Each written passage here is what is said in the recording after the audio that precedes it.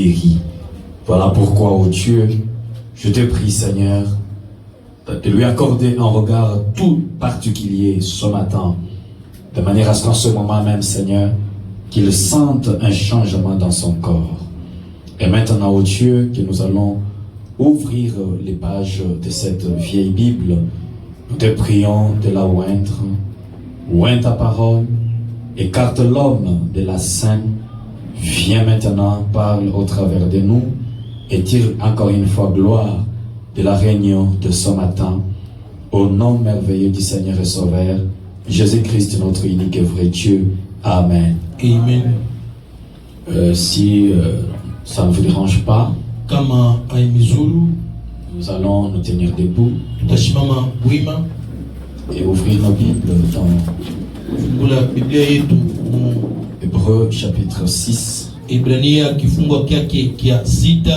Nous lirons les 3 premiers versets. Tutasoma mistari byake bya 3 bya mwanzo. C'est pourquoi, kwa maana laissant les éléments de la parole de Christ, kuacha maalama ya maneno ya Kristo, tendons à ce qui est parfait, twendeni kwa kenye kiko kamilifu, sans poser de nouveau les fondements du renoncement aux œuvres mortes, bila kutilia tena kwa mara ya pili misingi ya matendo yenye kufa, de la foi en Dieu.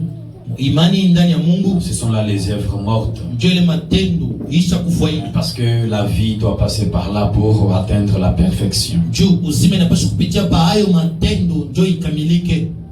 Je relis le premier verset. C'est pourquoi, laissant les éléments de la parole de Christ, tendons à ce qui est parfait, sans poser de nouveau les fondements du renoncement aux œuvres mortes. De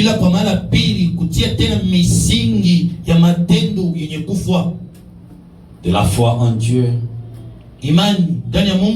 de la doctrine des différents baptêmes, mafundisho ya ubatizo yenye kuachana kuachana, de l'imposition des mains, kwa kutilia mikono, de la résurrection des morts, kwa ufufuko ya bafo, et du jugement éternel, na ya hukumu ya milele. C'est ce que nous ferons si Dieu le permet. Ni kenye tutafanya kama Mungu anairuhusu. Jean chapitre 12e. Yohano kifungo kyake kya 12. Jean chapitre 12, le verset 20. Yohano 12 kifungo kyake kya 12 jusqu'au verset 24. Na kifungo kyake kya kistari kyake kya 24. Quelques Grecs du nombre de ceux qui étaient montés pour adorer pendant la fête, kidogo ya Bagreki wale waliopanda ndio bende bakabudu katikati ya Karemu, s'adressèrent à Philippe de Bethsaïda en Galilée, bakamonesha Filipo wa Bethsaïda kule muji wa Galilei, et lui dirent avec instance, bakamonesha hivi na kukaza, Seigneur, nous voudrions voir Jésus. Bwana, tunapenda kumuona Yesu. Philippe alla le dire à André, Filipo naye akaenda kamonesha ile mambo André. Puis André et Philippe le dirent à Jésus. Kisha André na Filipo bote banende na boka monesha ile maneno Yesu. Jésus leur répondit, Yesu akabajibu, l'heure est venue wakati nakuja où le Fils de l'homme doit être glorifié. Ile mwana mtu anapaswa kutukuziwa.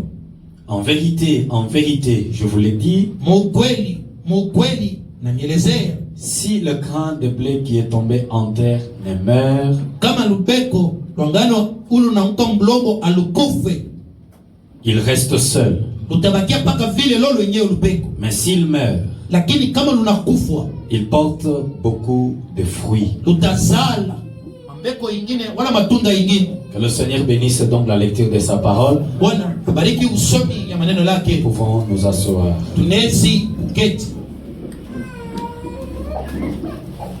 Nous sommes en train de parler sur un sujet important. Tunazungumza namwe kwa kishine kimoya kenye kwa kia mafua kabisa. Est-ce que la voix sur le pas?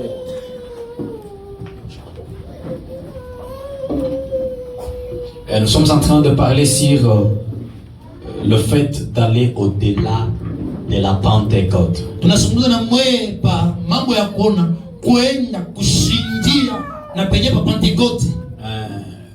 Quand vous restez dans la Pentecôte, Kama unabaki Pentecote mwenyewe, vous serez en dehors même du plan de Dieu.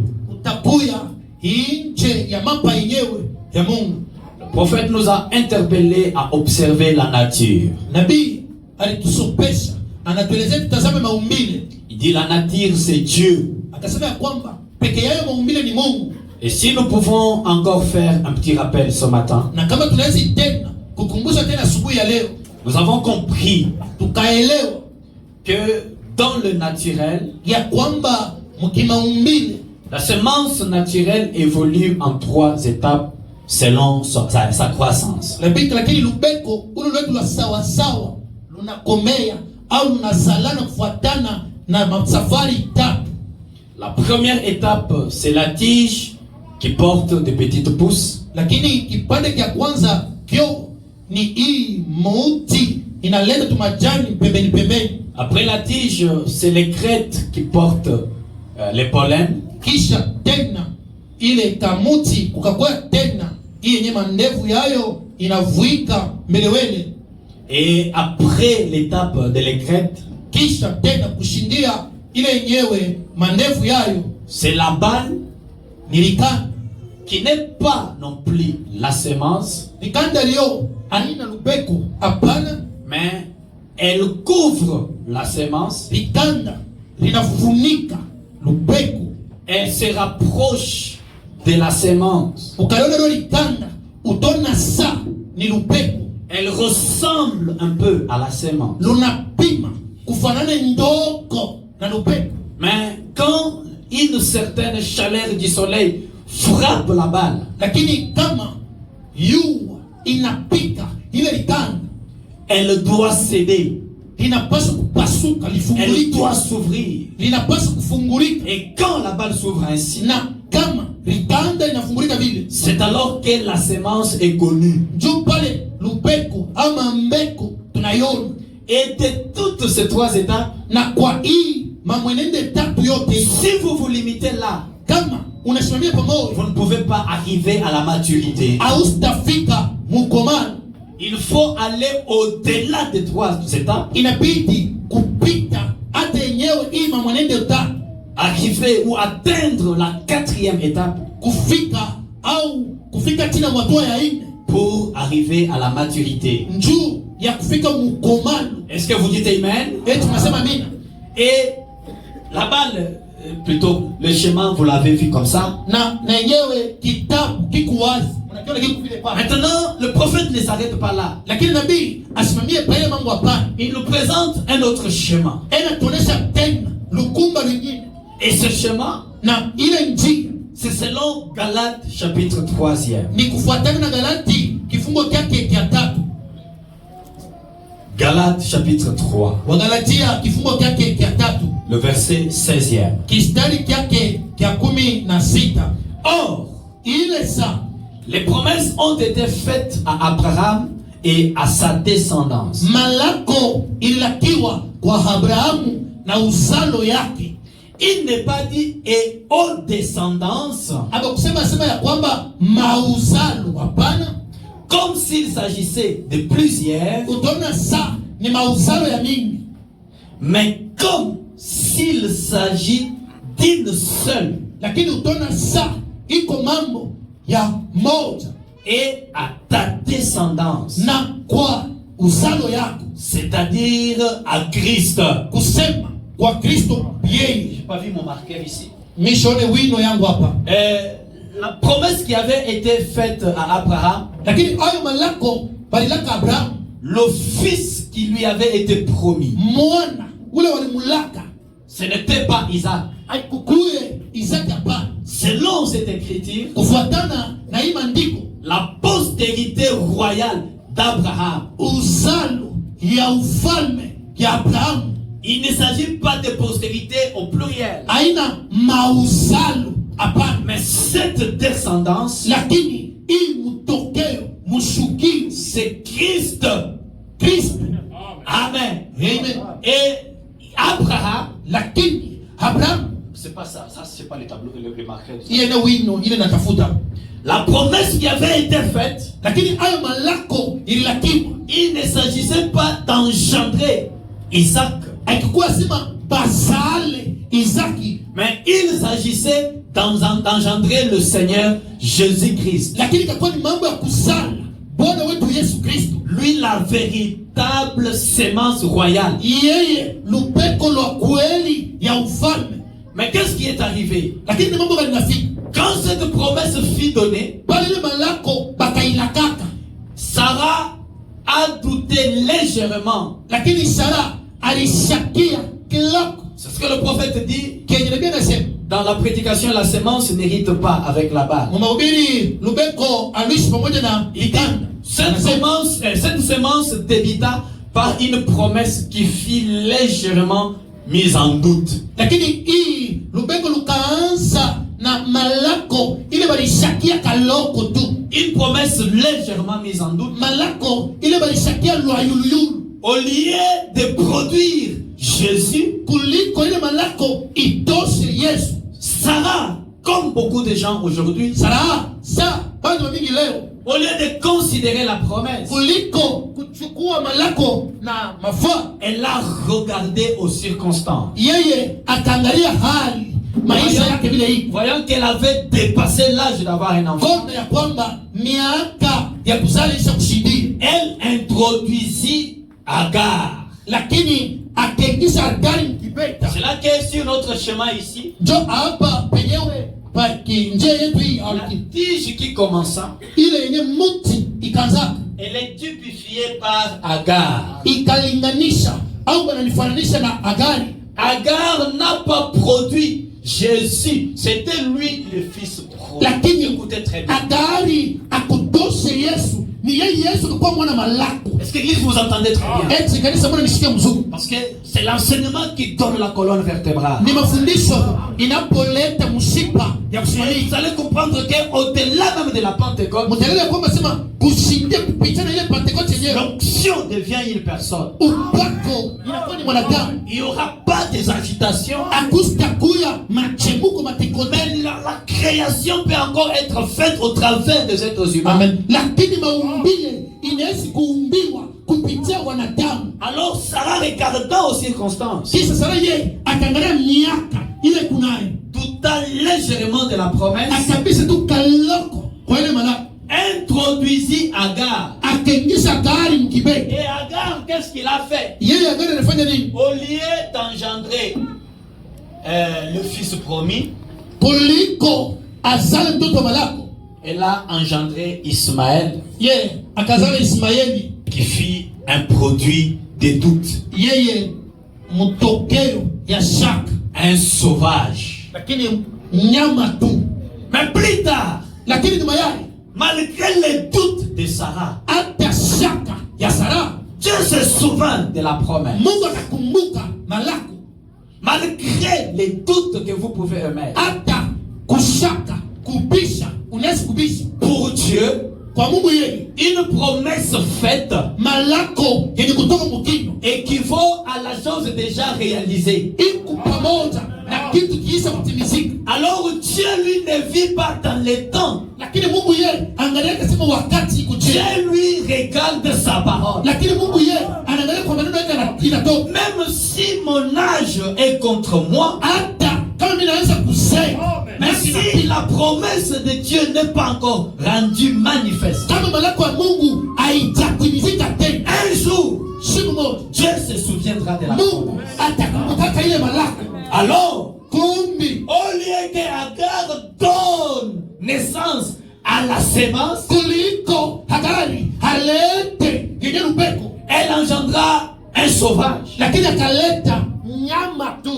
une sémence naturelle lakini lubeko lwa kimwili qui n'était pas dans la promesse. lo alikukuye mumalako hapana. C'est là que le prophète dit, Jo penye nabii anasema, Dieu dit à Abraham, Mungu akamwelezea Abrahamu, sépare-toi, achana chasse Agar et son enfant, tosha, fukuza Hagari na mtoto yake. Car le naturel Njoo kenye kinaonekana kama maumbile et le spirituel na ya kiroho ne peuvent pas hériter ensemble. hawezi kuishi pamoja. Le charnel Kimwili et le spirituel na kiroho n'hériteront pas ensemble. abisitekalaka pamoja. Et finalement, quand on en arrive dans Genèse 18, Na mwisho yake pale siko Mwanzo 18 Dieu se souvint de la promesse. Mungu alikumbuka malako Il vint encore vers Abraham. kisha akamrudilia Abrahamu. Pour cette fois-ci, Kwa hii muda Dieu est dans une chair humaine. Mungu mmoja mwanadamu Quand bien même Sarah derrière la tente, hata vile Sara mumukongo wa hema tout temps de la promesse, akashakia malako à tel point qu'elle traita Elohim de menteur. unamwona kwamba akamstaki peke yake Elohim muongo. Mais comme Dieu tenait à sa parole, Lakini sasa yeye Mungu vile alishika maneno lake, Dieu a accompli la promesse. lakini Mungu akatimiza malako. C'est alors que Sarah aussi, Njoo pale Sara naye pia elle intervient comme égrette. naye akatokelea pale sawa mandefu au nasaka, Maintenant, cette égrette, lakini hali nasaka ile Sarah,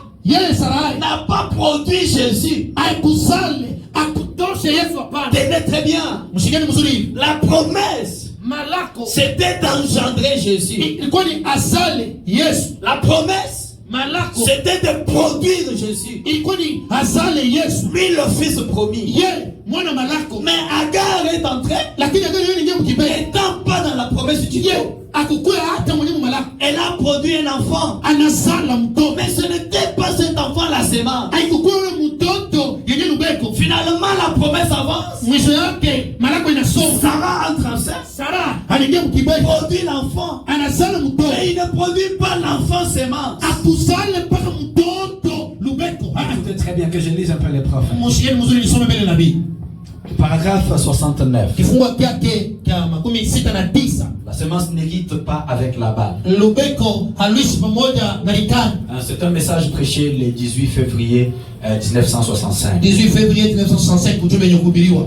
Écoutez les prophètes. C'est un rappel avant d'aborder la partie d'aujourd'hui. Mshikeni nabii, hayo ni ukumbusho mbele ni kwanza sehemu ya leo. C'est très important. Ni ya mafua kabisa. Il dit remarquez, Anasema tazameni, Agar, huyu Agari la tige, muti qui fit la première partie du développement de la semence. ye ndio alikuwa wa kwanza safari mutokeo yenyewe ya lubeko. Elle ne ressemblait en rien à la Lakini semence. muti haifanani hata na kitu kimoja. Très bien, que Dieu te bénisse. Agar, la tige ne ressemble en rien à la semence. Huyu Agari muti kama unaiona haifanani na lubeko, C'était la tige. lakini yo ni kimuti tu. Parce qu'elle était une femme esclave, Yo alikuwa ni mwanamke mutu, pas du tout dans la promesse. lakini ndani ya malako akukuye N'ayant rien à voir avec la parole. Agari neno haikumwangalia hata kitu kimoja, Juste un porteur de la lakini tu semence. ye kikombolo kichungiraji cha lubeko. Remarquez, Tazameni Sarah, huyu Sarai, les Crètes, yeye mwenye kuya hii yenyewe mandefu au na saki, qui avait le pollen. yo njo ilivala melewele Cette nation juive hii taifa ya Wayuda. de Sarah, plutôt Sarah engendra, de Sarah descendit Isaac, Kisha kutokea Sara ndio kunatokelea Isaki, d'Isaac descendit Jacob, kutokea Isaki Yakobo anakuja. Jacob engendra les patriarches. Na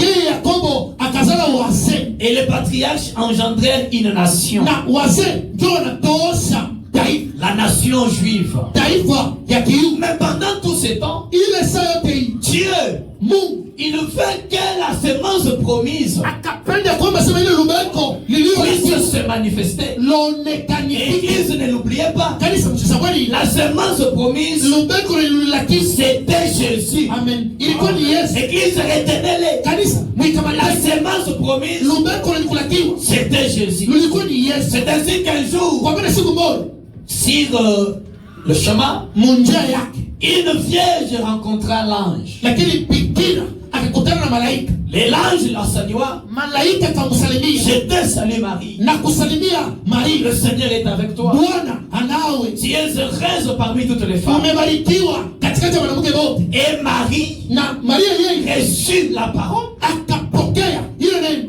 Elle reçut, elle crie la parole difficile. akaminia neno ya nguvu mfupa, quelque chose qui n'a jamais existé, kitu kile hatujakiona, mais qu'une vierge conçoive. ya kwamba bikira achukue ni Elle s'identifia à la na parole, akajilinganisha kwa Yesu devint enceinte. na anapokea mimi. Mais écoutez, Lakini sikie, Marie, Maria elle n'était pas non plus la sémence. yeye pia akukukule lubeko hapana. Est-ce que l'église vous comprend très bien? Eti kanisa mnasikia mzuri. Marie, Maria huyu elle n'était pas la sémence. akukule lubeko, Marie était une balle. lakini yo alikuwa ni liganda, Parce qu'elle cachait la sémence. anavoala anafutika ndani yake. Et je rappelle encore, Nakumbusha tena, la sémence promise, c'était Jésus. lubeko lule lulilakiwa ilikuwa ni Yesu. Paragraphe 71. 77 kifungo kile. Marie, la Vierge, Maria huyu bikira, la foi, imani produisit la vraie sémence, parole spirituelle faite chair. ikazala lubeko la kweli, neno yenye kutungiwa mwili. Voyez-vous, Mnaona nini? les trois femmes, Hii banabuke batatu hapo, trois femmes hapa banabuke batatu par qui cette sémence a été transportée. kupitia bo hii lubeko lulipitia lulifanya safari. L'une d'entre elles était une adultère dans la polygamie. Lakini wa kwanza yeye katikati ya wale banabuke batatu, L'une. mmoja katikati ya wale batatu akakuwa aliingilia mubusharati.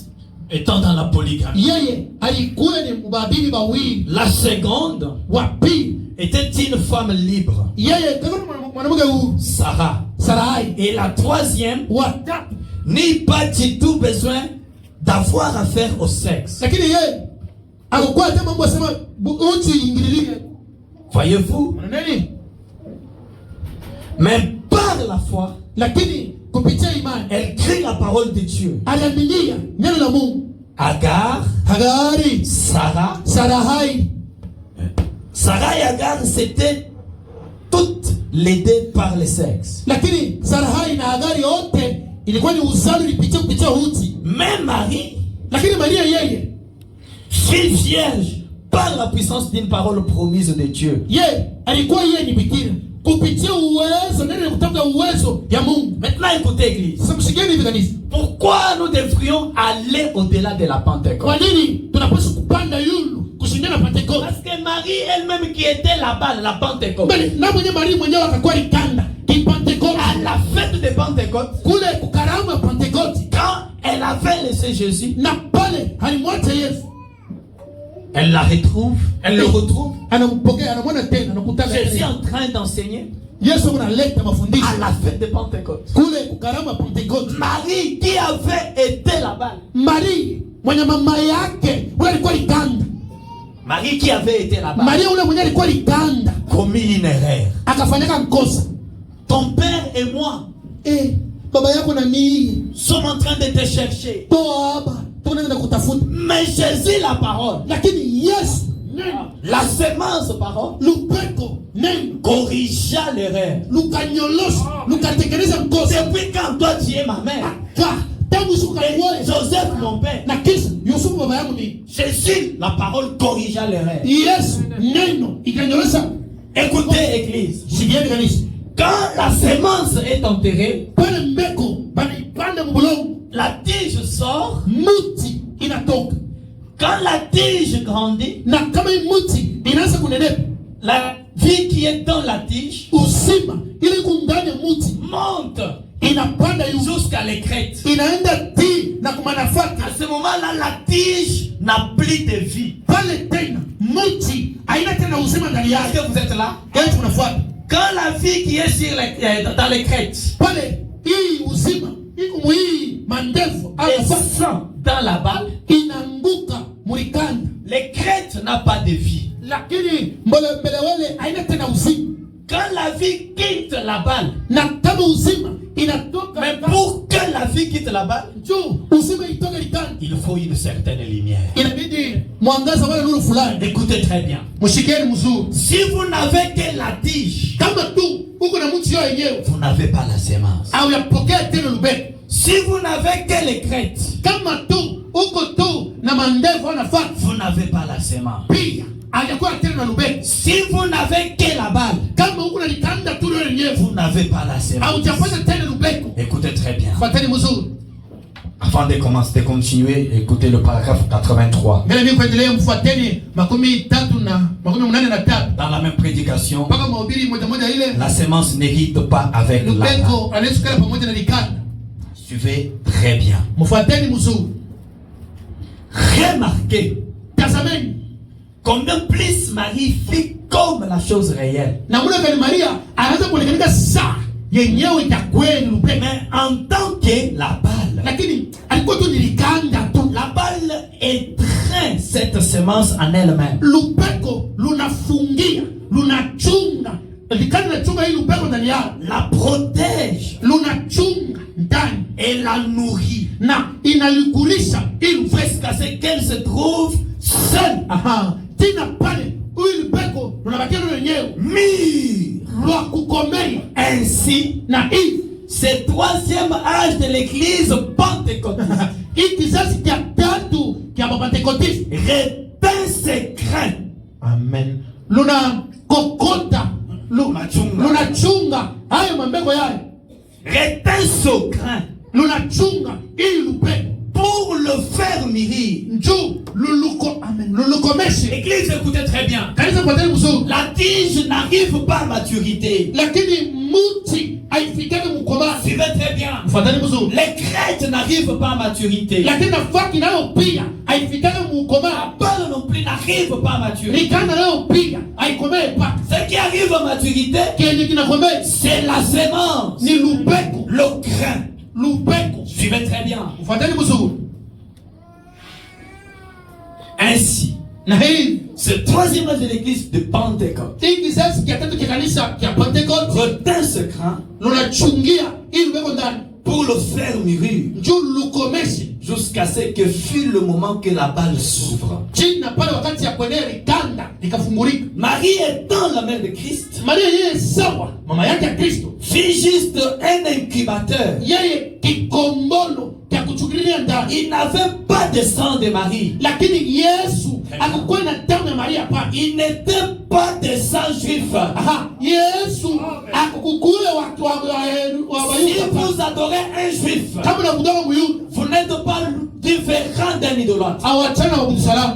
Jésus n'avait pas le sang des juifs. Yesu akukuwa na damu ya Bayuda, Il n'était pas de sang des gentils. akukuwa tena na damu ya watu wa mataifa. Il était du sang de Dieu. Yeye damu yake ilikuwa ni ya Mungu. Dieu créa ce sang. Mungu akaumba ile damu ya Yesu. Ça ne pouvait pas être par le sexe. Haikukuwa no inatokea kupitia uchi, hapana. Il ne fit ni juif ni gentil. Akukuwe wala mataifa wala Muyuda. Le bébé Ule mtoto n'a pas une seule goutte du sang de sa mère. amen, akuwa tana toni ndoko ya damu ya mama yake. Le sang vient du Père. Aha, damu ni baba ndio anailitaka, Nous savons que l'hémoglobine est dans le mâle. na tunajua kwamba sema ile tembetebe ileteka damu iko ni mwanaume. Maintenant, au paragraphe 90 et Sasa 91. ukifunga kiake kia 19. Je ne pense pas que je suis rapide aujourd'hui. Nazania sema leo mishi kaze kaze. Je suis rapide. Bon, je vais lentement. Mimi napolisha tena. Mais si mon temps terminé, vous allez m'ajouter aujourd'hui. Lakini leo wakati yangu kama inapita utaniongezea tu. Remarquez, Tazameni comme cela vient de la tige. na mbona kani ile inatokea kali kumuti. Remarquez maintenant, Tazameni sasa nous allons typifier quelque chose ici. tutailinganisha kitu kimoja hapa. Voyez cette semence Mwanani hii lupeko qui a été enterrée hii balijika est passée par la tige, lunapitia kupitia kimuti par les crêtes, ti na yenyewe kunafaa par la balle, kupitia likanda jusqu'à reproduire de nouveau la si semence. kutosha tena lubeko lingine. Écoutez très bien. Ufuateni mzuri. Jésus a dit dans l'écriture que nous avons lu, Yesu akasema mwile mandiko tunatoka mkusoma Jean chapitre 12. Yohano 12, Si le grain de blé kama lubeko la ngano qui est tombé en terre lwenye lulianguka mbulongo ne meurt, kama lukufe il reste seul. lutabakia mpaka lule lubeko. Et donc Jésus, Ni kusema Yesu il avait envie non pas de rester seul, akukuwa na amu apatie mpaka yeye Yesu Et vile. il avait envie de produire d'autres Jésus. Lakini alikuwa na hamu azale atoshe ba Yesu wengine. Pas par la forme, Haina kupitia maungu mwili, mais que sa vie lakini uzima yake soit encore vie et vécue sur la terre. baione bantu baishi hapa chini maisha ya Le Yesu. grain de blé qui est sorti de la balle. Lupeko logalo likutoka mulikano. Il a dit, j'ai le pouvoir de donner ma vie. Anasema na uwezo ya kuleta uzima yake. J'ai le pouvoir de la reprendre. Na uwezo pia ya kuibeba. Jésus est mort. Yesu anakufa. Il a été enterré. Baishi Il est ressuscité. alifufuka Et il est monté après 40 jours. na akapanda kisha masiku 40. Les jours de la Pentecôte, Siku ya Pentekoste il est redescendu. akashuka pili. Ce qui fait le 50e jour. Kinafanya siku ya 50 Pendant le jubilé. yenyewe yubile. Les jours de la Pentecôte. Siku ya Pentekoste Même Jésus qui est monté, yule Yesu mwenye moja alipanda il est descendu. akashuka Il s'est subdivisé sur les apôtres. akaligawanya akalikatulula yule wa mitume. Parce que la colonne de feu, c'est Jésus. Juu amen nguzo na moto peke yao ni Yesu, Alors Jésus s'est subdivisé lakini Yesu alilikatakata sur les apôtres. yule ya wa Vous mitume. voyez le grain de blé qui est tombé en terre Tazameni hii lubeko angamu lepo ngo mlongo est maintenant revenu lunarudi tena. à tel point que les gens ont vu Jésus. Mnamuna kama sema bantu baliona Yesu, Non pas le Jésus né de Marie, aina Yesu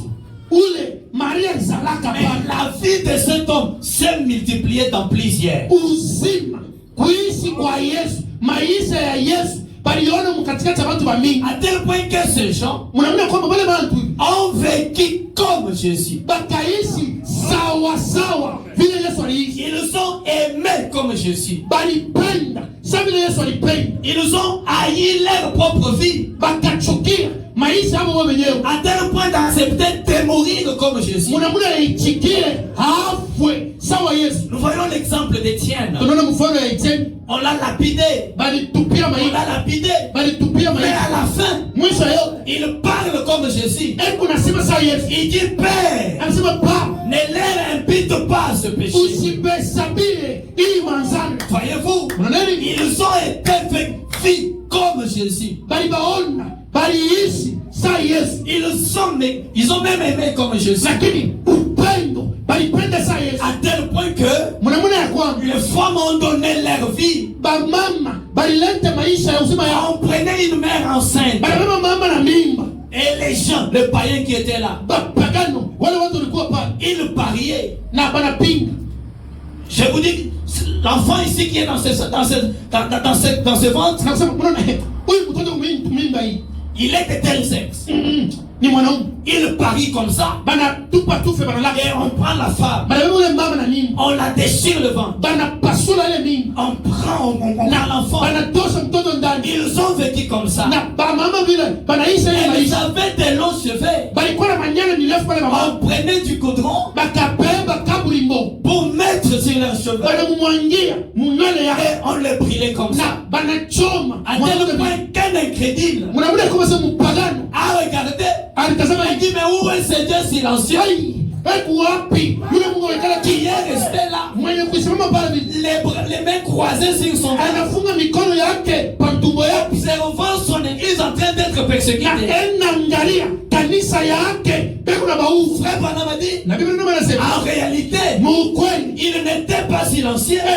Yesu mkale kimya pale C'est que le grain de blé ya kwamba lubeko la ngano devrait encore aller en terre. lulipaswa tena kuingia mbulofu. Cette église glorieuse Hii kanisa ya utukufu a évolué comme ça iliendelea, ilikomea vizuri jusqu'à ce qu'on en est arrivé en l'an 325. china pale tukafika mu miaka 325 Lors du premier congrès au concile de Nicée, pale kwa mkusanyiko ya kwanza ya Nisei. lorsque Constantin Ier Pale ule mfalme Konstantin wa kwanza a réuni les gens, anakusanisha batu ils ont enlevé le nom de Jésus au baptême. banatosa kama nataka kubatiza mshikapimbai kotangi na Yesu Ils ont enlevé la divinité du Seigneur Jésus. bakatosha bwanyebu Mungu wa Bwana Yesu Kristo. À tel point qu'ils ont subdivisé notre Dieu en trois. Mnaona kwamba sema kuko manyungu tatu banamkatakata Dieu le Père, Mungu Baba, Dieu Dieu le Fils Mungu Mwana et Dieu le Saint-Esprit. na Mungu Roho Mtakatifu Ils ont instauré la hiérarchie dans l'église. bakatia cheo ndani ya kanisa, Autant l'autorité au Saint-Esprit bakatosa buzito mamlako kwa Roho Mtakatifu, et l'a confié à un seul homme saint. banabeba huyu ndio mtakatifu ndio ataanza kufanya vyote. Et c'est lui qui commence maintenant à gérer l'église. Ni yeye ndio ataongoza kanisa, Ils ont lié le Saint-Esprit. bakafunga Roho Mtakatifu. Écoutez,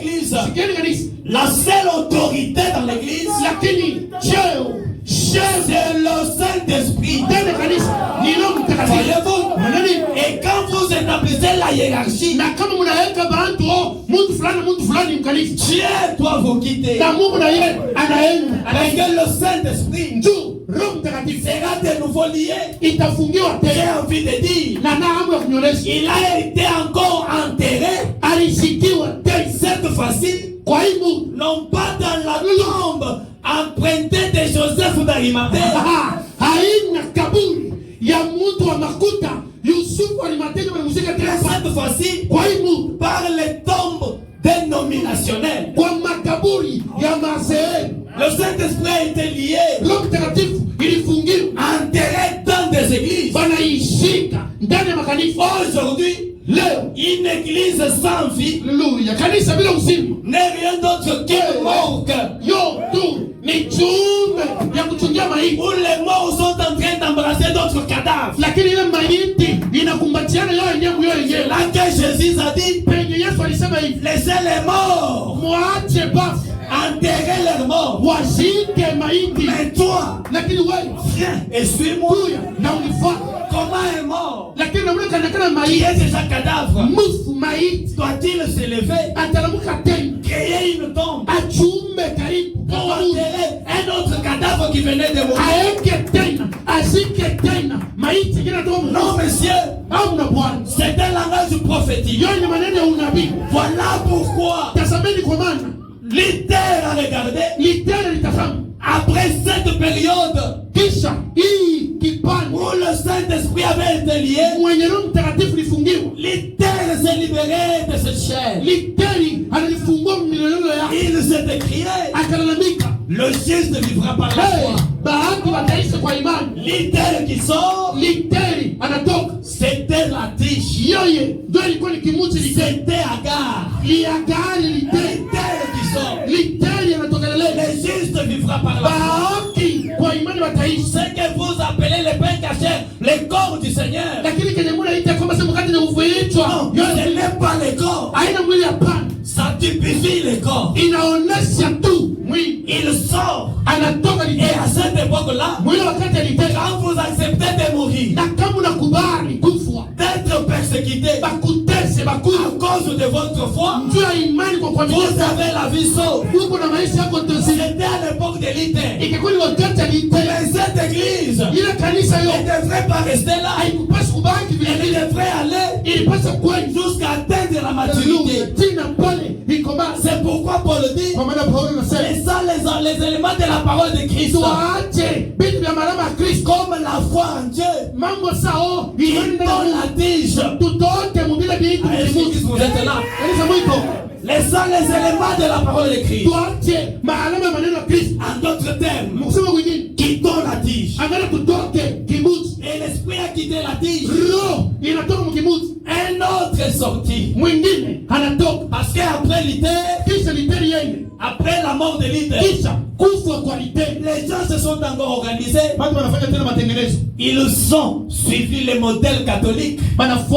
wanafuata mfano ya kanisa Katoliki, Et catholique prend son modèle de l'enfer. na Katoliki anatoshaka matendo yake mwatezi, Ils se sont aussi organisés. na bo wanafanya matengenezo. Les catholiques ont le pape, les cardinaux et les autres. Katolo, chef, pape, cardinal na wengine wanashuka, Mais chez eux, lakini kwao ils ont établi la hiérarchie banaweka na bomba cheo sous une autre forme. mwanamuna ingine tena. Nous avons des évêques, Tuko na eveki, nous avons des ceci et de cela, oh, huyu ni l'intendant, huyu ni wa divisionnaire. jusqu'à introduire même des femmes prédicateurs, Sina pale ba mama bena panga na bomba na ubiri, jusqu'à introduire des diaconesses. sina oh mama Jack era chikisha Des choses qui n'existaient pas au commencement. Vitu vile kumwanzo alikuya Que l'esprit a quitté. roho inatoka L'esprit est allé au niveau de l'écran. ikaenda tena kunafaka. Mais quand l'esprit quitte la tige, Lakini kama roho inaondoka musi, si toi tu demeures à l'intérieur, kama we unabaki mkimuti ce liteni, que tu veux dire, ni kusema hii la vie, l'esprit a déjà quitté. roho uzima lisha kutoka. Je suis une plante sans vie. Kali ya mia miku kimuti kasho uzima, Je suis une plante sèche. miku muti ya kukauka. Je ne peux pas me reproduire. Shita saraka tena Je matunzo, ne peux pas arriver à maturité. shita komalaka hata C'est shiko. pourquoi je lance un appel. Kwa maana nafanya mwito, Si vous êtes littéraire, kama uko liteni quittez. toka hapo tu. Quand l'esprit bouge, Pana roho inatenda nous bougeons aussi. na shida tunapepea. La nuée avance, Wimbi inasonga nous avançons avec na elle. shida inasonga pamoja La na colonne de feu bouge, wimbi inatembea nous bougeons aussi. na shida tunatembea La hapo. colonne de feu se déplace, Nguvu la moto inafanya nous safari nous déplaçons na aussi. shida tunatembea pamoja na Et l'esprit a quitté na roho inaondoka jusqu'à arriver à l'écrête. ti na kufika ti na kule kwenye L'âge kulala wesleyen. kizazi cha Wesley. Celui-ci vient avec deux mots. Yeye anakuwa na maneno mbili tulite na Wesley. Cette fois-ci, ce n'est plus les justes vivra par la foi, Wesley anasema wao bahaki bataishi kwa imani. mais c'est la sanctification. Wesley anasema yeye utakaso, Il a prêché la sanctification. anahubiri utakaso. C'était bien en son jour. Ilikuwa mzuri sana mwili wakati yake. C'est pourquoi aujourd'hui, Kwa maana leo notre message, ujumbe ce yetu n'est pas seulement la haina sanctification. mpaka utakaso hapana. Et regardez, messieurs, Mwenyeangalia mzuri bwana. vous pouvez être là Unaweza kuenda comme un pape de Rome. uko sawa papi wa kule Roma, Tu marches avec ta sainteté lakini fabriquée. na mwendo mtakatifu sa malaika ya kulitungia. Que Dieu vous bénisse. Na kama unataka kusema Mungu Il amebariki, ne peut pas parler avec rapidité comme on. yeye atasema sasa hivi tunasema hivi mbio mbio, Ils ont été dans la théologie. bali mafundisho Dans la théologie. mu mafundisho ya Mungu. C'est ce qu'il y a beaucoup de gens avec une petite pression qui a eu. Hein? Beaucoup sont allés. Na tu kamoto kaloko kimbilimbili kiloko baleta tonto kajifunge Tout ça pourquoi? yote ni ndoni Parce que njoo ils n'ont pas voulu suivre ce schéma. abapende kufuata hii safari Et ils vont parler dans l'enlèvement. na unyanyuliwa basi takweli Oui. ndio, L'enlèvement c'est pour une minorité. lakini unyanyuliwa vyote kiloko Une petite pression. banaweka tu kamoto Et kaloko voilà comme des brebis. bobo le sa bankondo. Et l'esprit arrive dès que Wesley. Na roho inafika na Wesley. Wesley prêche Wesley anapaswa la sana sanctification. utakaso mwenyewe yenyewe. Comme le monsieur de Kinshasa, il s'appelle comment? Sasa huyu papa Marcelo Il prêche aussi la sanctification. yeye wake ni utakaso mwenyewe yenyewe, Mais ils se sont encore organisés lakini wanafuata tena matengenezo suivant le modèle luthérien kufuatana na matengenezo ya kiliteri. et Luther suivant le modèle catholique. Literi enafuata mama yake Katolo Et catholique prenant le modèle de l'enfer. na Katolo enafuta anatosa mafundisho C'est mwateso. frère Branham qui l'a dit.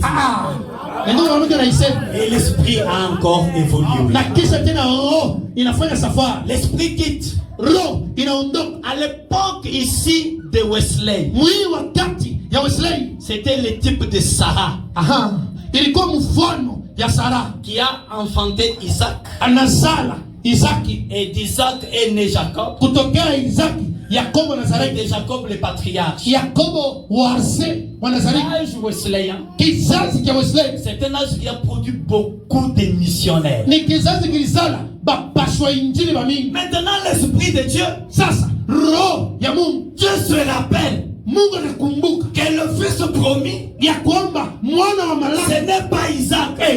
aina Isaki hapana. Ils écoutaient très bien. Kanisa mnifuateni mzuri, Dieu se souvint Mungu anakumbuka que le fils promis, mwana wa malaki c'est Jésus. ni Yesu. Maintenant, Sasa en 1906, mu 1906 avec William Seymour, na William Seymour à Azusa Street, mule mbalabala ya Azusa, les mouvements pentecôtistes commencent. bapentekotiste banaanzia pale, Et quand ce mouvement commence, na pale bantu banaanza 3 ans plus tard, miaka tatu nyuma yake les corps qui devraient manifester la vie de Jésus-Christ mwili naît. en 1909. kuonekanikisha mwili ya Bwana Yesu Kristo ikazalikwa mu 1909. Please écoutez-moi très bien. Kanisa mnyelewe mzuri. Et frère Branham, quand il commence, Na nabii Branham pale anaanza, il est chez les baptistes. anaanza mbele kwa Baptiste. Mais Dieu, Lakini Mungu yeye dans son programme, mumapa il matengenezo a yake vu que la sémence aliona kwamba hii lupeko devrait être cachée dans la balle pentecôtiste. balipaswa kulichunga muliganda ya Kipentekoste. Oh my. Gloire soit rendue au Seigneur. Utukufu wewe kwa Bwana. Alléluia. La balle devrait conserver la sémence. Liganda lilipaswa kuchunga lupeko. Et cette balle n'est rien d'autre que le mouvement pentecôtiste. Lakini hii liganda haina kitu kingine kama haina mwanzo. Mais ya cet Kipentekoste. homme Lakini huyo Mungu qui doit manifester la maturité, ule anapaswa kuonekanisha ukubwa, il est kukomesha chez les baptistes. angari tena kwa Baptiste. Mais les baptistes Lakini po ne Baptiste croient pas au premier poule. abaminiaka ufuto ya kwanza, Ils ne croient pas au deuxième poule. abaminiaka ufuto ya À pili. tel point que Mnamuna ya kwanza le propre pasteur de frère Branham, na pastori wake mwenyewe wa ndugu Branham Mbaptiste il lui a dit, anamweleza hivi, avec ton instruction primaire, hii we na hii masomo ya mprimeri huko nayo comment tu vas parcourir le monde et prier pour les malades? wewe mwenyewe utatembea kule Mungu msimu kuombea wagonjwa. Non, oublie ça. Angalia akasabu di Mais qu'est-ce que Dieu a fait? Mungu anafanya nini? Un jour, Siku moja il a rencontré les pentecôtistes. anakutana na Pentecoste frère Branham, Et quand il rencontre les na pentecôtistes, pale kutana nao il vile dit, ah, maintenant j'ai trouvé la meilleure ah chose. hapa mimi napata kama fua Est-ce que vous êtes là? Yesu kanisa Il mwingi a trouvé la meilleure chose. anakutana kama fua.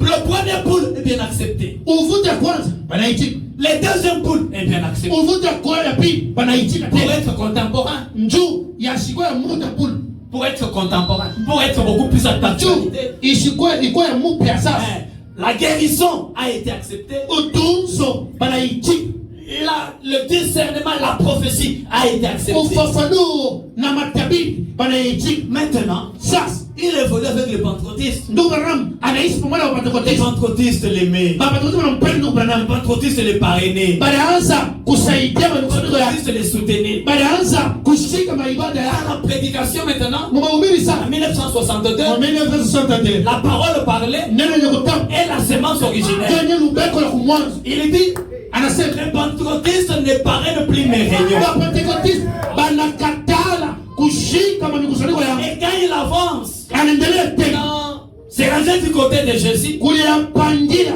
kungambo Bwana Yesu Kristo. il dit, il y a trois choses Asema kwa vitu vitatu qui pourront m'arriver. ile inaweza kunifikia Soit c'est la fin de mon ministère, au mwisho wa huduma yangu, pour que cette autre personne entre enceinte. juu huyu mtu mwingine aje mkipenda C'est la fin de ma vie peut-être. mwisho saa zingine kuishi kwa Ou Mungu alors, au il peut m'amener dans les déserts. anawezi kunipeleka mjangwa Dans les déserts d'Arizona. mjangwa ya Il hivyo, peut m'amener dans les déserts. anawezi kunipeleka mjangwa Me oindre. kunijaza Afin de m'envoyer alitume tena comme le promis. sawa mwenye walila Il commence à prêcher anaweza kuhubiri tena en 62. mwamini Il tusatele prêche la stature de l'homme. anahubiri ukamilifu wa mwanadamu, Les choses commencent à se dessiner. mambo yanaweza kupangika Et il vizuri. dit les pentecôtistes Na anasema tena Wapentekoste m'ont abandonné. bananitupa, Il prêche un message. anahubiri uchumi L'étape actuelle de mon ministère. wakati mpya ya huduma yangu. Il dit comme Paul. Asema sawa Paulo Demas m'a abandonné. Damas ananyaka, Tous mes amis m'ont abandonné. marafiki bananitupa, Les pentecôtistes l'abandonnent. Wapentekoste banamwasili Finalement, na mwisho yote on arrive maintenant à 63. tukafika msosatudua Mais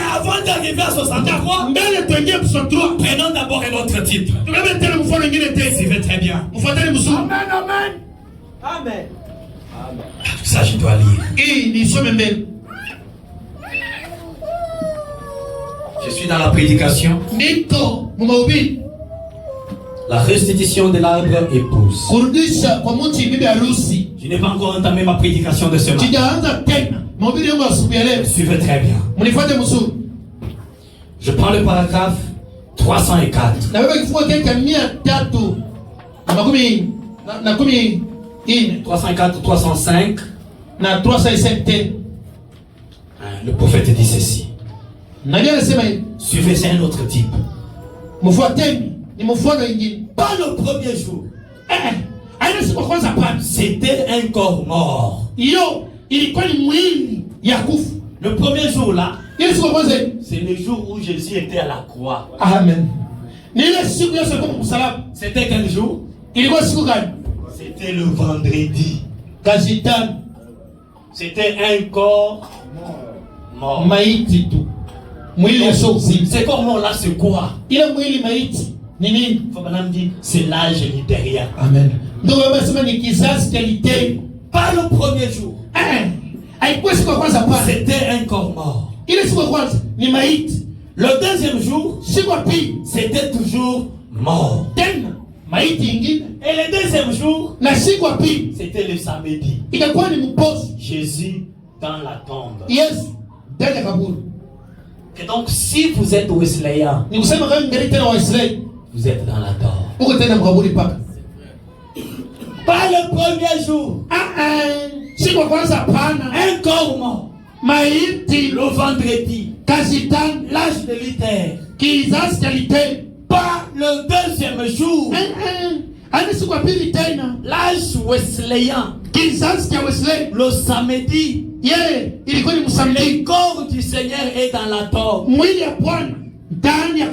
C'est les créateurs. Est-ce que l'église vous êtes là? Maintenant on arrive au troisième jour. Au troisième jour il y a la balle. Et il y a la sémence. Dans le troisième jour, c'est comme s'il y a des événements. Il y a l'action du matin. Amen. Et il y a une action du soir. Suivez très bien. Et ce matin-là, les gens ont eu de rumeurs. Écoutez les prophètes. Le deuxième jour, c'était toujours la mort. Leader Wesley. Au commencement du troisième jour, il y a eu de rumeurs par ici, de rumeurs par là. Comme les garçons ici de Kinshasa, Francis, avec de rumeurs, il peut prophétiser. Il peut prophétiser le rumeur de la résurrection. Donc si vous venez chez nous, Jésus est là. Si vous venez chez nous, si vous venez, Jésus est ressuscité. Mais il est où? On vous parle d'un Jésus qui est ressuscité, mais on vous dit que Jésus est ressuscité au ciel. C'est là où le problème n'est pas correct. Comme maintenant le soir du troisième jour. Je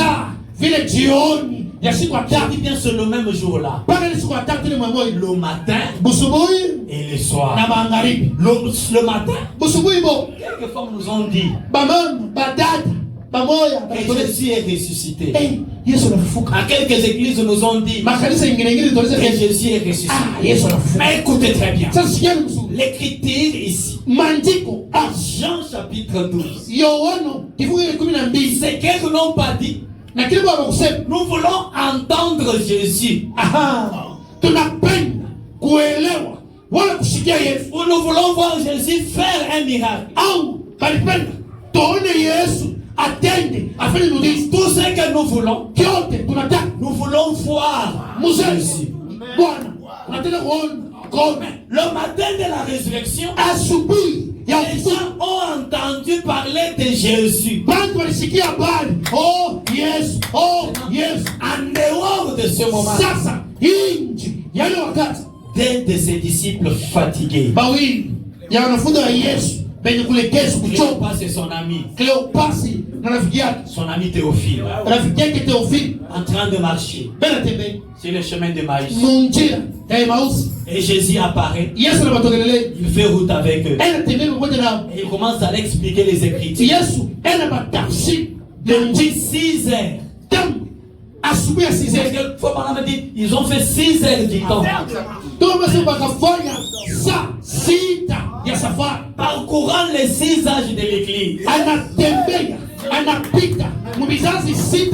Maintenant vers le soir, au moment où le soleil allait se coucher,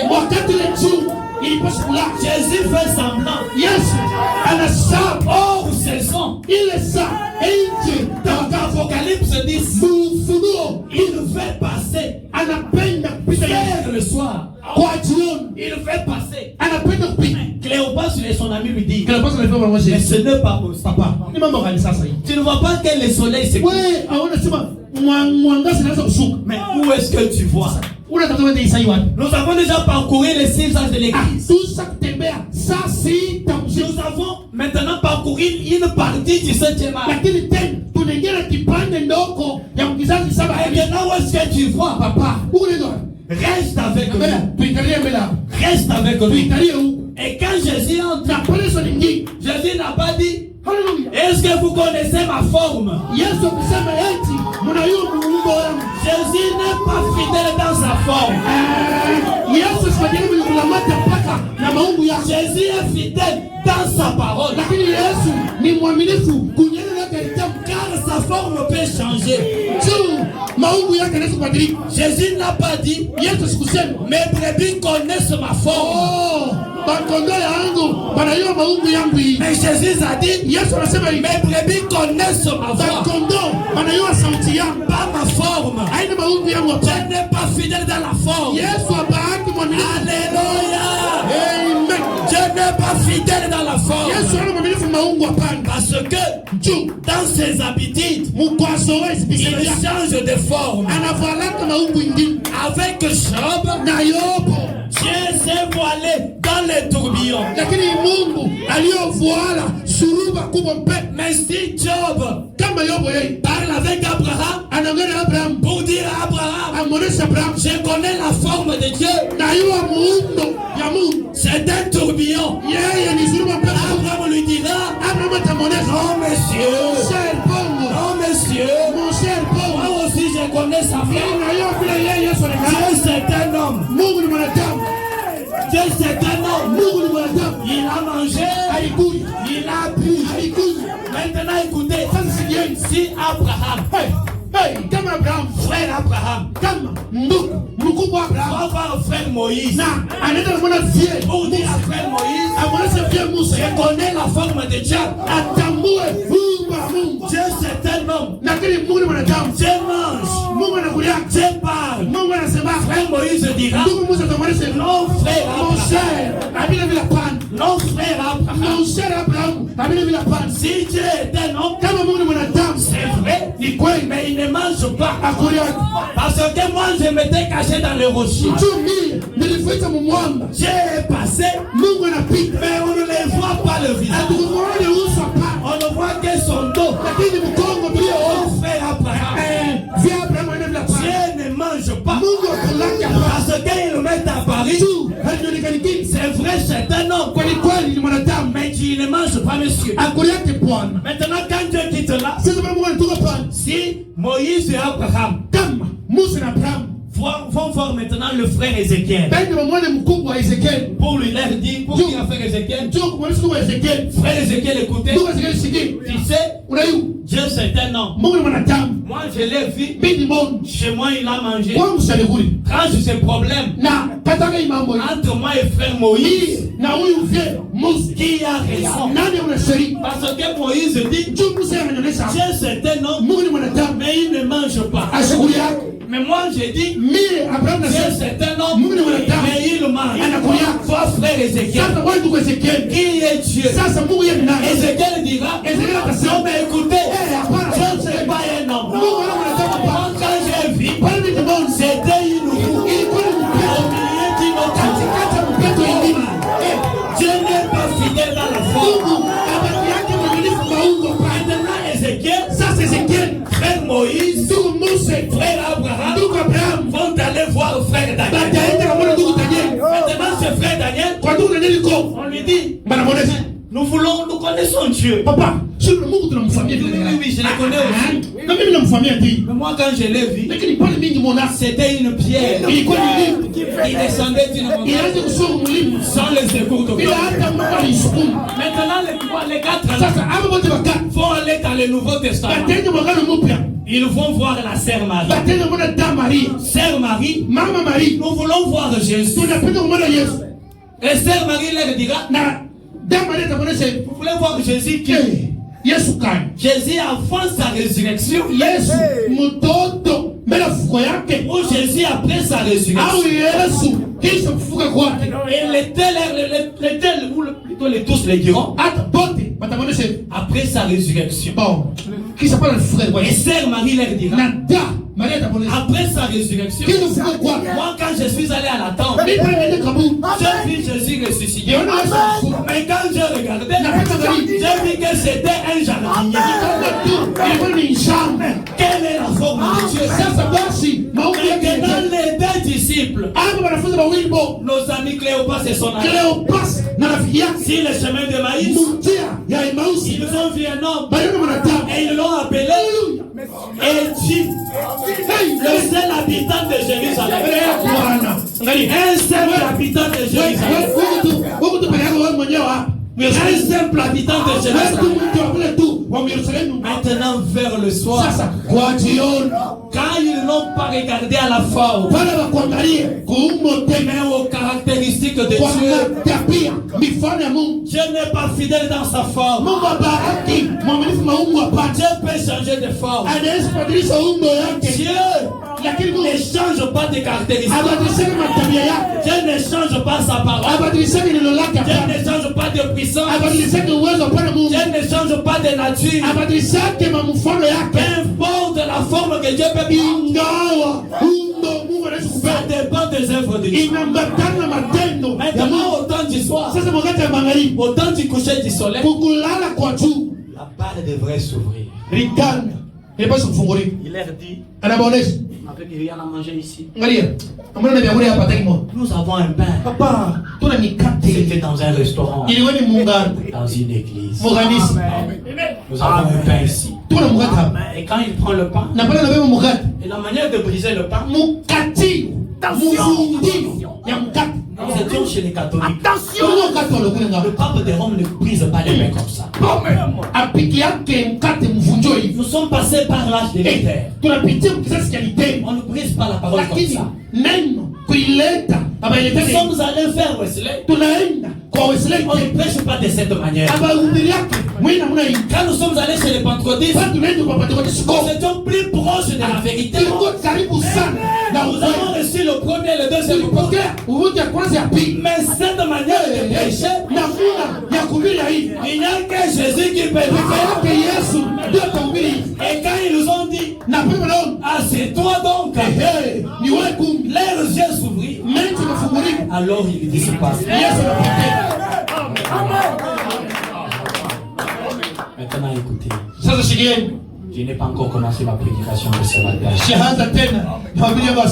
Suivez très bien.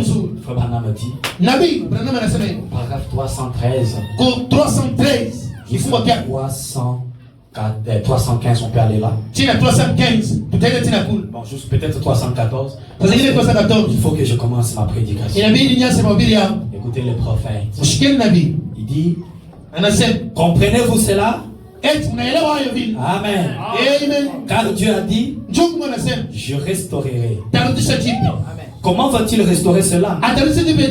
Par 4 messagers de la mort, il a été détruit. Alors 4 messagers de la vie restaureront cela. Qui fit le premier? Martin Luther. Avec la justification. Notre tige là. Qui fit le deuxième? John Wesley.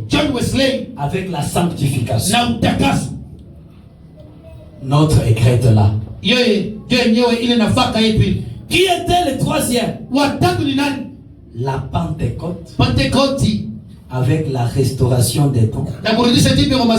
Le Saint-Esprit. Virgule. Le baptême du Saint-Esprit. Qui était le quatrième? La parole. Qu'est-ce qui est au-delà de la Pentecôte? La parole. Quoi? La parole. Il y a eu 4 grands prophètes. L'un d'eux, Martin Luther. a commencé à faire briller une lumière. akaanza kutosha mwangaza fulani. C'était une petite lumière. Kale kwa mwangaza kalikuwa kaloko, Juste une petite force de justification. lakini tanguvu tu ndoko kakuhesabiwa. Puis vint Wesley, Kisha Wesley akakuya la sanctification.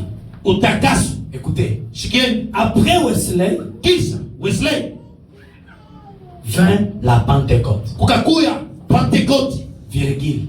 nukato. Est-ce que vous êtes là? Eti wipo Après Wesley, kisha Wesley plus fort que Luther, wa nguvu kushinda Luther, vint la Pentecôte. kukakuwa Pentecote Virgule. nukato. Le baptême du Saint-Esprit Ubatizo ya Roho Mtakatifu dans un autre grand prophète. mwingine nabii kubwa. Je ne sais pas si vous comprenez. Shaka mnaelewa? Je voudrais que ça soit clair. Opa tutakatishe kupeni kwa wazi. Ici, c'est l'âge de Philadelphie. Pale ni kizazi cha Philadelphia. Philadelphie. Kizazi cha Philadelphia. Ici, Huko chini c'est l'âge de Sardes. ni kizazi cha Sardi. Et ici, Na kule yule c'est l'âge de... ni kizazi cha Laodikia. Et ici, Na humu katika c'est chungu l'âge de la parole. ni kizazi cha neno. Est-ce que c'est clair? Tuko wazi pale. Maintenant, Ça, le messager de l'âge de Sardes, Mjumbe wa kizazi cha Sardi c'était Luther. yeye ilikuwa ni Luther. Si vous demeurez luthérien aujourd'hui, Kama unabakiwa kiliteri tina leo, vous n'avez pas la vie. hauna uzima. Est-ce que vous dites Amen? Eti unasema mimi.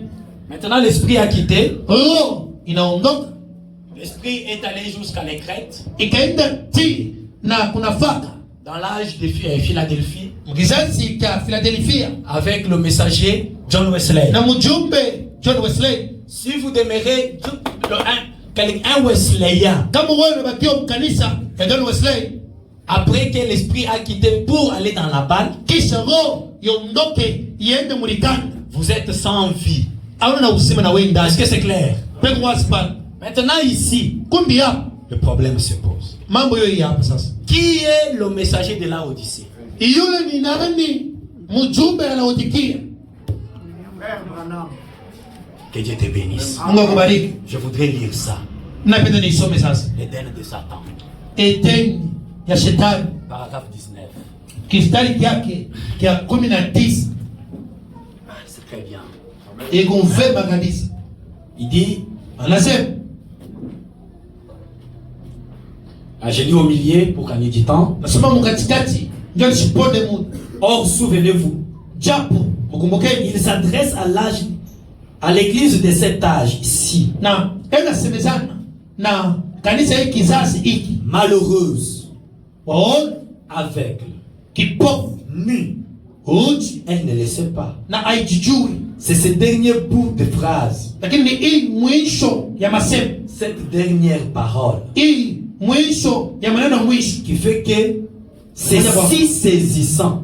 na ya kwamba sema iko ya kushikiwa ya kukamatiwa kabisa. Il pense être bien rempli de l'esprit, Mimi naweza sema bego mwenye kujaza sana na Roho Mtakatifu, être fin prêt. nasema bego karibu tayari. L'âge de l'église de Laodicée, Kizazi kia kanisa la Laodikia c'est l'âge de l'église pentecôtiste. njo kizazi cha kanisa ya Kipentekoti. Qui est le prophète, le messager de l'âge de Laodicée? Mjumbe wa kizazi cha Laodikia ni nani? Répondez, Mjibweni ce frère ni ndugu Branham. Branham.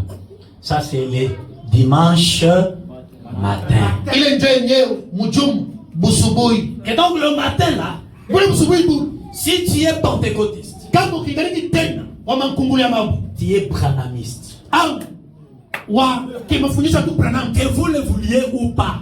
baba pende usipende, Si tu es le matin pentecôtiste, kama busubuhi wewe ukiangalia wa Kipentekoti tu es branhamiste. ukingali Branhamiste. Est-ce que c'est clair? Peko wazi. Maintenant, les dimanches là, Sasa mwenye pale mle mtume mule parce que le dimanche matin, njo busubuhi bwa chumba c'est sale la Pentecôte. Pentekoti Le Saint-Esprit, ro le baptême du Saint-Esprit ubatizo wa Roho Mtakatifu autre grand prophète? ndani ya nabii mwingine kubwa. Qui est ce grand prophète? Na ule nabii kubwa ni nani? William Branham. William Branham.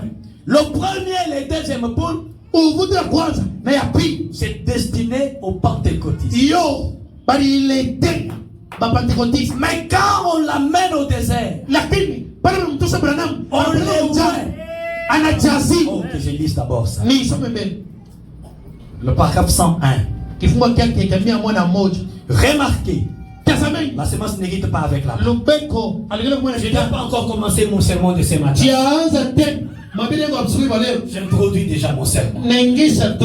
Remarquez, Tazameni dans l'âge pentecôtiste, mkisazi cha Pentecote à travers l'âge unitérien, kupitia kisazi cha Literi, à travers l'âge wesleyen, kupitia kisazi cha Literi il y a la même chose. kukakuwa vitu vimoja À vimoja travers cet âge pentecôtiste, kupitia kisazi cha Pentecote. notez Mwanjikeni maintenant. sasa hivi Mais à l'ouverture du 7e kwa soir, kufunguliwa, amen, kwa mwili wa saba, le 7e soir s'ouvre mwili wa saba inafunguliwa en dehors de l'âge pentecôtiste. nje, mbali na kizazi cha Pentecote, À l'ouverture du 7e soir, nje wala kufunguliwa kwa mwili wa saba. Apocalypse 10, Oho, ufunuo kumi. la parole entière Amen, neno mute, doit naître, haleluya, inapaswa kuzaliwa être à nouveau manifestée ionekanike tena kwa mara et nyingine, confirmée kuhakikishwa par l'Esprit de Dieu oho, kupitia roho ya Mungu dans toute sa force. munguvu yayo yote. Mais qui est le messager? Lakini ule mtume ile ni nani? Qui est-il? Iko nani? C'est Christ lui-même. Peke yake Kristo. Le grain de blé qui s'est manifesté à l'est, Lupeko la ngano lunapoelekea kwa kaskazini, qui se manifeste encore à l'ouest. leo lutena kwa mashariki, Christ lui-même. peke yake Kristo. Mais, Lakini écoutez, sikieni Christ ici, hapa Kristo yeye, messieurs, Bwana, nous voudrions voir Jésus. tunapenda kumwona Yesu. Pas entendre Jésus. Ana mambo situshikie. Pas voir un signe sur Jésus. Oh, alama moja Mais voir tusione. Jésus. Ili peupe tuone Yesu. C'est Christ ici. Huyu Kristo. Comme à l'époque de Jean-Baptiste. Sasa zamani wakati ya Yohana Mbatizo, Jean-Baptiste a présenté Jésus 2 fois. Yohana Mbatizo alionyesha Yesu mara mbili. La première fois, c'était en public. Mara ya kwanza katikati ya bantu anatuonyesha Yesu. Jésus vient. Yesu anakuja kuyurudeni. Jean-Baptiste le regarde. Yohana Mbatizo Il anamtazama. dit, voici l'agneau de Dieu Tazameni mwana kondoo wa Mungu. qui ôte le péché du monde. Wale wanaonyesha manzambi ya dunia. Les gens n'ont pas suivi Jésus. Bantu pale hawakufuata Yesu. Même les propres disciples de Jean, Hata wenyewe wanafunzi ya Yohana ils n'ont pas compris que Jean devrait diminuer hawakuonyesha Yohana alipaswa kushuka et qu'un autre ministère devrait entrer na en scène. huduma ingine ndio mkipenda. Mais quand Jean diminue, Pale Yohana wanalishusha. les disciples même de Jean Pale mbele yake wanafunzi wa Yohana restent toujours attachés à Jean. baba anabakia pale na Yohana. Les branhamistes. Sio wenyewe wabranamisi Faites sasa. attention. Keba.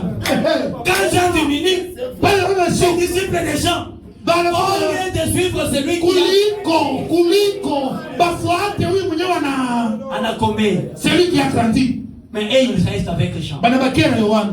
C'est là qu'il a fallu la deuxième présentation. Njoo pale inabidi tena kulinganisha kwa pili. Oh, le milieu public. Inchi mbari. Jean, voilà, voyant Jésus passer. Yohana kumwona Yesu anapita. Il dit, voilà l'agneau de Dieu. Anasema yeu mwana kondoo. La première présentation, c'était, Kwa voici kwanza l'agneau de Dieu. yeu mwana kondoo Mungu. Mais la deuxième, c'est voilà l'agneau. Mwana pili yeu.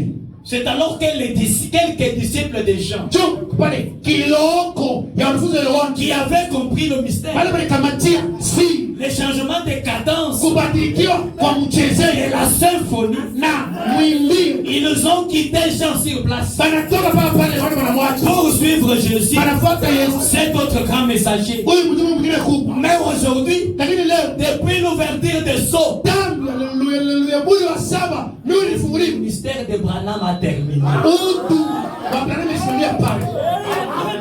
Rester branhamiste, Kubakia wakimefundisha ya tu branamisti n'as pas la vie. papa usimaona naye. Mais Lakini au-delà de ça, mbali nje depuis l'ouverture des sceaux, tangu ça veut dire au-delà de la Pentecôte, nje ya c'est Pentecoste Christ lui-même ni Kristo peke yake qui descend anashuka pour être le messager. juu hao juu Maintenant, là où ça fait que les gens ne comprennent pas, pale inapitia mkito bantu c'est que ce Ce changement-là, kusema mubadilikio hizi c'est dans le même véhicule. Bana mwile gari moya moya, La même apparence. maungu moya moya, Mais on prend celui qui était au volant, lakini mwenye anaanza kubulula on gari, les met de côté. papa angalia mbele huko, Lui-même prend le volant. yeye mwenyewe anabeba gari, Il commence à conduire. anaanza kubulula gari. Et dans cet âge ici, Ndani hiki sasa le ministère de Branham a diminué. utu ya Branham inashuka, Le ministère à Christ de la lakini carrière. sante sisi Kristo api monte, Mais ça se manifeste toujours dans la personne de Branham. lakini mpaka ndani ya Branham mdogo. C'est là que les Grecs ont posé la question. Ndio kama tunaweza kuongea kwa Luis. Messieurs, nous voudrions voir Jésus. Tunapenda kuona Yesu Kristo. Et Jésus les envoie Yesu na watu à sa résurrection. wale tafuta Est-ce que jusque-là c'est clair? tena hapo ni wazi. Je commence maintenant ma prédication. Nasa Ce kuhubiri matin, sasa hivi asubuhi. un autre type. Umbo mfano mwingine, Un autre type. mfano mwingine, Parce que j'ai mis de côté beaucoup de choses. lakini nilitia pembeni vitu vya mingi. Un autre type. Nabeba tena lukumba au mfano mwingine. Si vous lisez dans Genèse 49, Ukasoma Mwanzo 19 19 dans Genèse 49, Mwanzo 19 lisez depuis le 9e verset. kama unaweza kusoma tangu kwa kistari kile pia ya 10 Suivez très bien. mfuateni mzuri. Est-ce qu'Église vous êtes là? Kati kanisa mwipo Que ça ne vous échappe pas. isiniondoke. Et c'est ici que je commence ma prédication de ce Ni matin. hapa naanza mahubiri yangu mzuri wa leo. Genèse 49, Mwanzo 14 le verset 9e. kistari cha 10. Juda est un jeune lion, Yulasi mchane simba virgule. nukato Non, il y a un kwa point. nukta. Juda est un jeune lion. Yulasi ni simba wa kijana. Tu reviens du carnage, mon fils. Ule enatokea mwa kuchungaji wa kuwatu kwa mwana wangu. Il ploie les genoux. Eko nakunja mikuru magoti yake. Il se couche comme un lion. Virgule. Analala sawa simba ukato Comme une lionne. sawa simba. Uke. Dieu n'est pas fidèle dans la forme. Lakini Mungu anatuma mwaminifu muumbo. Quand vous regardez les lions Ukaangalia simba, et vous regardez la lionne, unaangalia simba mwanamke c'est jike na comme si vous ndugu. êtes devant deux animaux différents. Utaona saa ni bawili bakwachana kwa na pimanyele. Oh, en réalité, Mukwe. la lionne, Lakini simba jike, c'est le caractère du lion mais au féminin. lakini tabia ya huyu ndume mujike. Quand bien même la lionne semble avoir une autre forme, Kama unamwangalia ana na mimanyele vya mingi, ana na mimanyele vya mingi huyu mwanamke c'est jike. comme si il était d'une autre espèce. Kama unakangalia sasa ni imbwa, sasa ni nini vile vile. Juda, Yudas, tu es comme un lion, virgule. huku sawa simba nukato Comme une lionne sawa simba muke. qui le fera lever. Nani atamkomasha? Le verset 10e. Komi kifungo kyake. Le sceptre ne s'éloignera point de Juda. Amen. Utawalu kongwa haitaenda mbali ya Yudai Ni le bâton souverain d'entre ses pieds au mkontwe ya mfalme wa mikulu yake. jusqu'à ce que vienne Shiloh. Tina pale Shilo atakuja. Maintenant, quand vous rentrez dans Genèse 38, Sasa kama tunarudi Mwanzo 13:8, Shiloh n'est pas encore venu. Shilo kama hajakuja. Juda s'est marié, Yudai anaoa, il a des enfants. anasala watoto. Le premier s'appelle Er, Wa kwanza ni Eli, le deuxième s'appelle Onan, wa pili ni Ona, le troisième s'appelle Sheila. wa tatu ni Shela. Maintenant, Er, Lakini huyu Eli il est allé épouser une femme du nom de Tamar. anaoa pili mwingine Tamari. Tamar, dans l'Ancien Testament, ça s'écrit comme ça. Tamari mwagana kale iko kifupi. Suivez très bien. Mfuateni mzuri. Er a pris une femme du nom de Tamar. Anaoa mtoto mke pili mwingine Tamari. Maintenant, la Bible dit que Er était méchant. Lakini yule sema Eli huyu alikuwa mkali, mtu makali sana mbaya. Il était méchant comment? Alikuwa mbaya je? Si on me pose la question, Kama niliuliza, je serai muet à ce sujet. faima mambo nikala Mungu tu kim. Comme Esaïe. Sawa sawa. Je suis muet quand la Bible est muette. Bubu na mie. Pale Biblia ikububu. Quand le prophète est muet, je suis muet. Pale nabii kububu. Nikala kim. Tout ce que je sais, kieni na yu c'est que si tu es méchant, kama uko mtu mbaya L'éternel va t'effacer. wa milele atakuzima kukufwa. Maintenant, Judas dit à Onan, Sasa Yudari anamwonyesha Ona, va vers Tamar, shinaona wende kwa ule Tamar tena suscite une postérité pour ton frère Er. na uzale ulete kizazi kwa ule mkubwa wake ula kuzale naye. Mais Onan, Lakini huyo Ona naye ne voulant pas susciter de postérité pour son frère, akupenda azale watoto baba sema ni mkubwa yake, il s'essuya par terre. na yeye anaanza mwanga chini, Et puis, il mourut. kisha akakufa. Maintenant, Judas dit à Tamar, Pia Yudasi anamwonyesha Tamar, rentre chez tes parents, rudia kwa wazazi yako, sois une femme veuve. bakia mjane. Maintenant, mon fils Sheila Huyu mtoto wangu Shela doit grandir akomeye mbele, pour que je te les donne. njoo pale atakomea nikupe hiyo sababu. Souvenez-vous que Sheila c'était le troisième. Na mkani sema huyu Shela ilikuwa mwanaume wa tatu. Un fils Mwana n'est rien d'autre qu'une partie de son père. hana kingine kama kipande cha babake.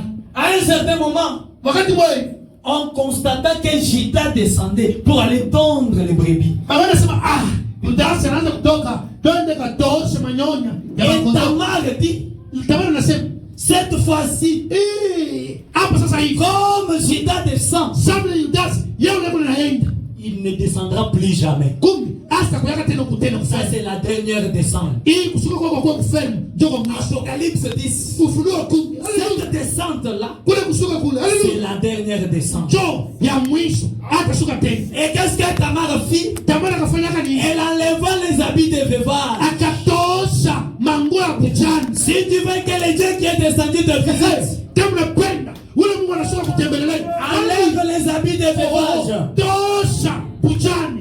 Si tu veux que le Dieu qui est descendu de visite Kama unapenda huyu Mungu anashuka kutembelea, change l'atmosphère de tristesse. tosha huzuni, Change cette atmosphère-là. tosha ile huzuni. Alors le Dieu qui est descendu, Ule Mungu pia il viendra vers toi. atakutembelea, atakukuya kwa. Maintenant, Tamar enlève les atmosphères. Tamar anaondosha ile mahali Oh, mbaya. my. J'aime la parole. Napenda neno, Elle change l'atmosphère. anabadilisha hali, Elle s'habille comme une prostituée. anavala manguo utona saa La Bible ne dit pas qu'elle était prostituée. Biblia kusema Tamar alikuwa kahaba. La Bible ne dit pas que toi tu es pécheur. Amen. Biblia inasema mtendazaji hapana. Mais elle était comme prostituée. Ukusa mtendazaji. Elle part Anaenda là où Judas devrait descendre. kule Yudasi alipaswa kushuka. Dans Apocalypse 10. Mfunuo Pour descendre, kushuka, c'est changer de forme. kubadilisha umo. Oh my. Maintenant, quand Judas descend, Pale Yudasi anashuka, il trouve Tamar. anakutana na Tamari, Il la considéra comme prostituée. akamona sawa nduma. Mais pendant ce temps, Ile wakati tout le monde avait les yeux fixés sur Sheila, batu bote mengi hapo banaangalia le Shela, troisième. mtoto wa tatu. Maintenant, Tamar, elle, Lakini Tamari yeye ce qui l'intéresse, kilimwangalia ce sio n'est plus une partie de Judas.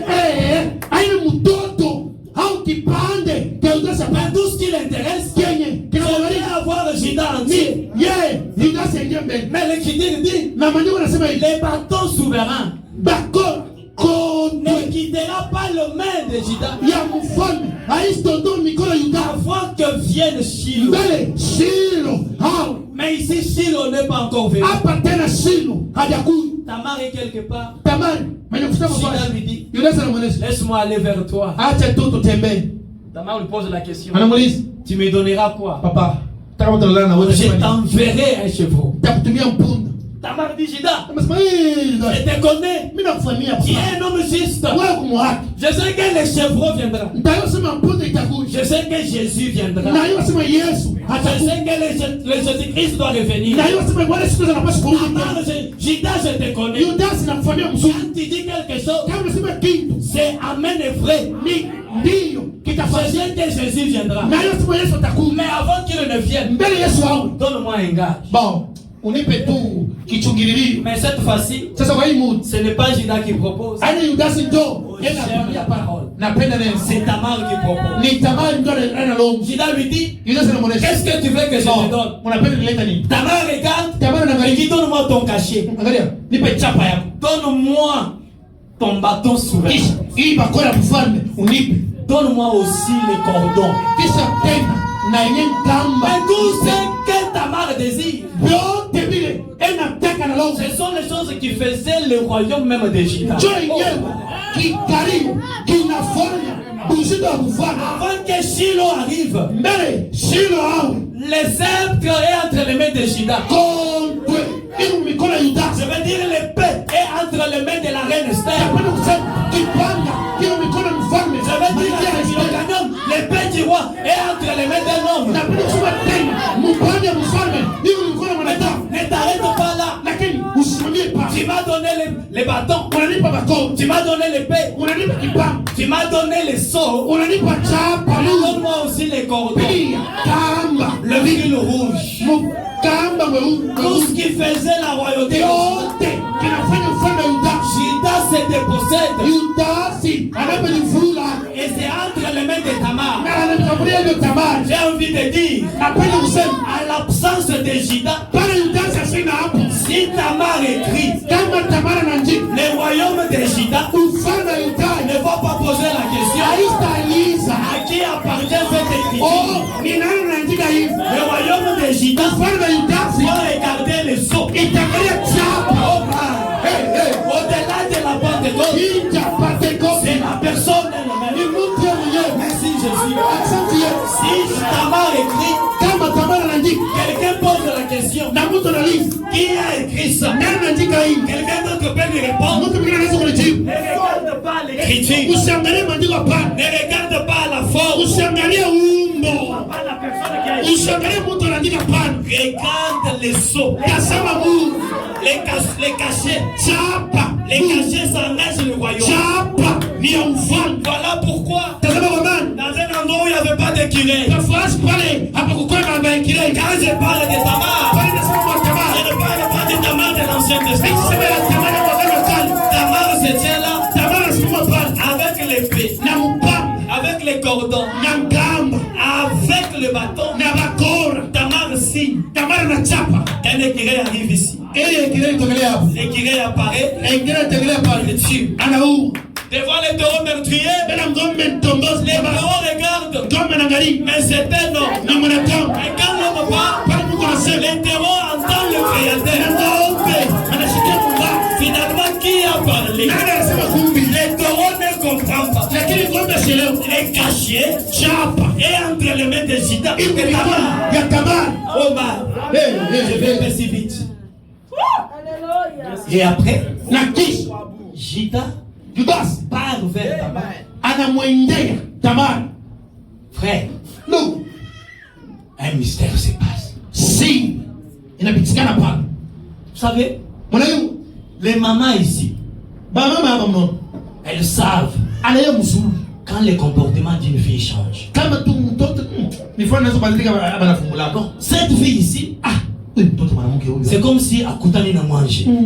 Qu'est-ce qui lui arrive? alikutana na Bwana, ni mambo gani?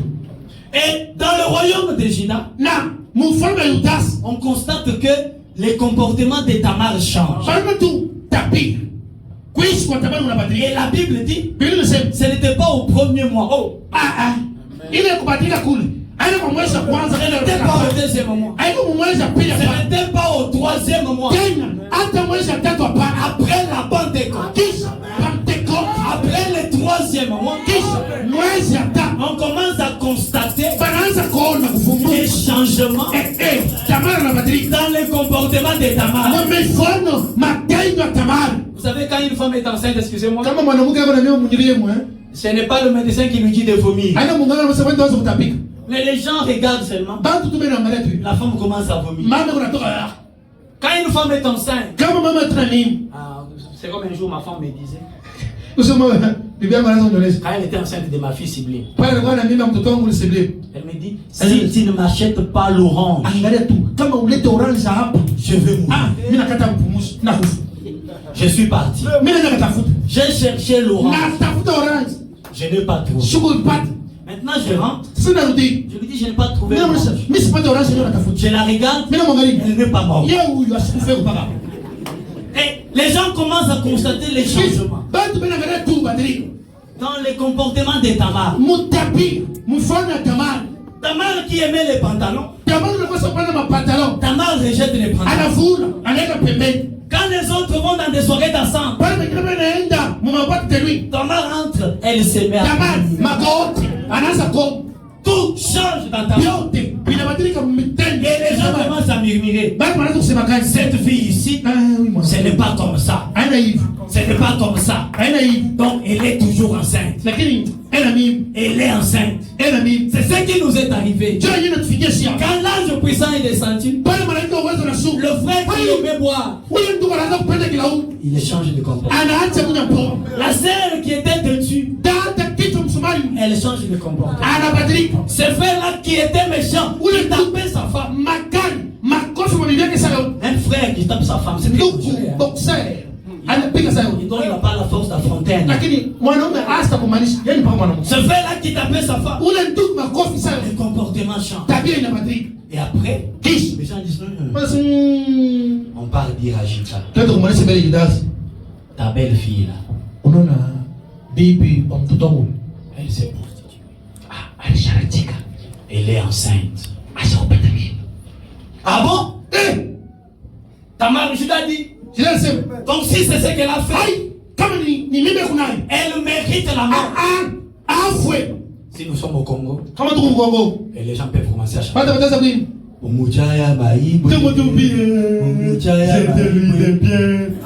allume même le feu. Malachi 4 dit, le jour vient, ardent comme une fournaise.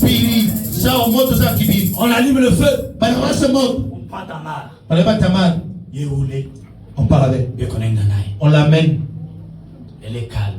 Pendant que les gens attendent que Tamar soit jetée dans le feu, je vous enverrai lire les prophètes avant que ce grand jour arrive.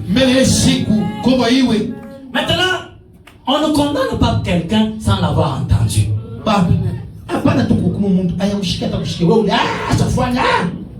Maintenant, on pose la question à Tamar. À qui appartient cette grossesse? C'est là que je vais commencer mon sermon, si Dieu me donne encore la force. La semaine. À qui appartient cette grossesse? Tamar n'a pas parlé. Elle dit, je suis coupable, c'est vrai. Elle sort les seaux. Il sort les ananes. Et les gens qui disaient, elle mérite la mort. Elle mérite la mort. À qui appartient les seaux? Maintenant, les murmures commencent à baisser. Les gens commencent à qui appartient ce bateau? C'est le bateau. À qui appartient ce cordon? Et Judas regarde. Tous ces gens qui se tenaient là, condamnés par il dit, mettez toutes ces fautes sur moi. C'est moi qui suis le plus coupable. Au-delà de la Pentecôte, c'est Dieu qui se donne lui-même. Et dans ta place, pour que tu ne sois pas condamné.